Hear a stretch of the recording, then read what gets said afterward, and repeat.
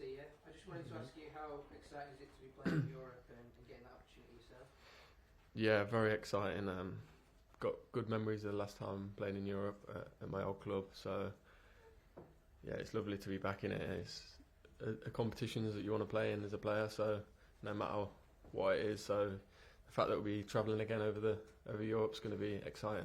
And could I just ask you, there's been a lot of noise about the squad being oversized, but Enzo Maresca said that there's only 21, 22 players in the group. How does it feel as a player? Do you feel like it's a bit of a bubble and all that noise doesn't affect you, or do you sort of feel that there may be too many players here? No, we're in a bubble. You can't let that sort of thing affect you.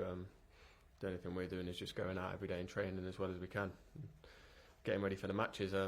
Everything that happens outside's not up to us. We've only got one job, and that's to play as well as we can for the club. Sorry, if I may just follow on from that. On a human level, I mean, I know it's a fiercely competitive industry, we all appreciate that. There are also, colleagues, maybe some of them might be friends. How you feel on a human level, knowing that there are players in such a large group being kept away from the first team and clearly not wanted anymore. How does that feel? It could be at any club, how that feels on a human level. You've got friends and colleagues like that. Yeah, I mean, of course, if you've got friends in the team, you want to see them every day and you want to train. But these are decisions that we don't make as players. That's the club. So, as I said, it's stuff that's not in our hands. It's all we can do is just go and play and train. And I'm new to the club, so all I want to do is make a good impression. I'm not thinking too much about players this, players that. So I'm just focusing on getting on the pitch every day and playing well. May I ask how it felt getting on Sunday and playing and actually starting to get some football under your boots, if you like, some time under your belt, and how that feels now to finally up and running? Amazing feeling. It was a dream to make my Premier League debut for Chelsea. Obviously would have liked to win the game, but it's a tough first game. But the fact that I've made my first appearance now, I'm looking to kick on and play as many minutes as possible. I wouldn't be here otherwise. So exciting times, and hopefully we can keep improving. Please. Hi, how are you? Good, you? Yeah, good, thank you. I suppose in a way all this noise around Chelsea right now is a symptom of the transfer windows. You just got to get through it till the 1st of September, and then in a sense it will become a normal club. Yeah, I mean, probably when the transfer window finishes, then it can just be pure focus on the season. Of course, when it's open, you've got speculations, every club does, but I think you're right. The minute it closes, everybody knows where they stand, everybody knows what's happening within the club, and we can kick forward. But that doesn't mean for the next however long it's open, we can't do that anyway. It's just about dealing with that and letting the club do what they need to do. And you may have seen, or you probably did see, a couple of years ago when West Ham won this competition, it's silverware, it's a European trophy. It may not be the European trophy, but it's still a European trophy. Is that something that the players are focusing on, that although this might not be one of the big trophies you can win this season, it's still worth winning? 100%. I mean, any competition you're in is worth winning, whether it be the Premier League or the Carabao Cup. They're all silverware in my opinion, and they're all worth winning and having on your resume. So I think especially in Europe, any competition is big because it shows that you've done well in the Premier League to get into Europe, and as you said, teams like West Ham, it's a massive achievement, the fact that they won it a couple of years ago, and I don't think anyone would be saying it wasn't a massive achievement if come the end of the season Chelsea won it. And I know they've won the Champions League in recent years, but I mean, to add another European trophy to the resume, I don't think anyone would turn their nose up at that. So that's definitely something that we want to do. Thank you. Hey, obviously Chelsea will be under pressure, right, for this tie. Like, all the pressure's on your shoulders because everyone expects you to beat today. Yeah, probably. I feel like that's most games that Chelsea play. It's a massive club. I don't think there's going to be many games we go in that we're not probably favourites to win. So this is just normal, but that's the pressures you have as a Chelsea player.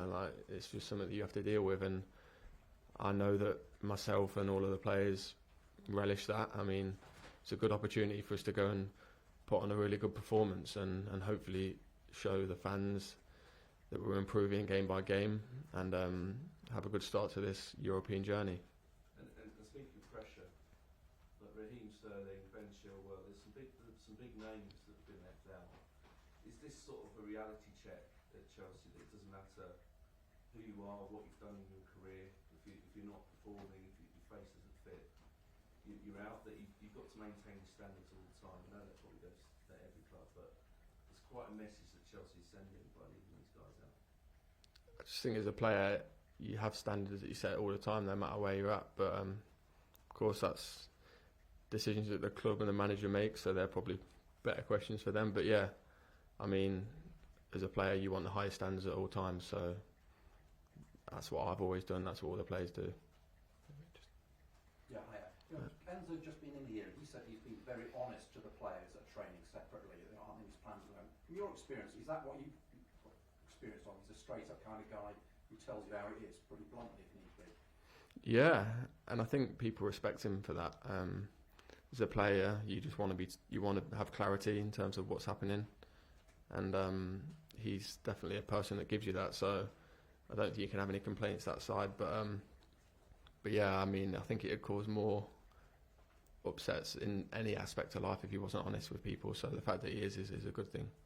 Okay, we've got time for two more, Ben, and then finish with Gary, please. Can you just explain a bit what you think Maresca's looking for in that position? Because there's a lot of players that can play, say, in that 8, advanced 8 or 10 role, ranging from you to a forward, a false 9, the likes of Cole, Nkunku, Joao Felix. What do you think he's looking for in that position, and why do you believe you're the best candidate to start those games there?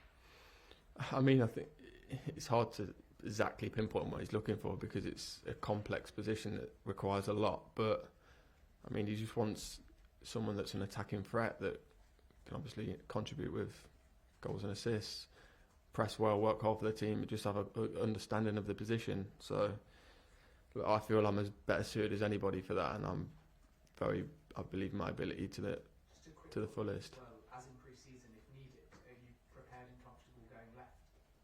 Left what? In pre-season, Oh, left wing. started on a wide Yeah, I mean, I'm comfortable playing anywhere. I mean, as long as I'm playing on the pitch, that's all that matters for me. So whether it's left wing, right back, like centre and left and right, I'm happy. Perfect. Gary, to finish. Yeah, just again on Enzo really. Obviously Raheem and Ben, for example, are senior players who've done a lot for this club. You describe them as straight talking, and that's important. But different players perhaps see things in a different way. Is there any suggestion or fear that he might be too brutal in his approach to this early in his career at Chelsea? Have you heard any sense of players saying, well, I don't really like the way they've been treated? No, I mean, I've not heard anything of that wise. Probably better to ask him and see if anyone's come to him and say he's a bit too straight. But in terms of, for me, no, like he's just been straight, and everyone's respected that in my eyes. Cheers, guys. Thank you. Thank you. Cheers. Thank you. Thanks, Chelsea.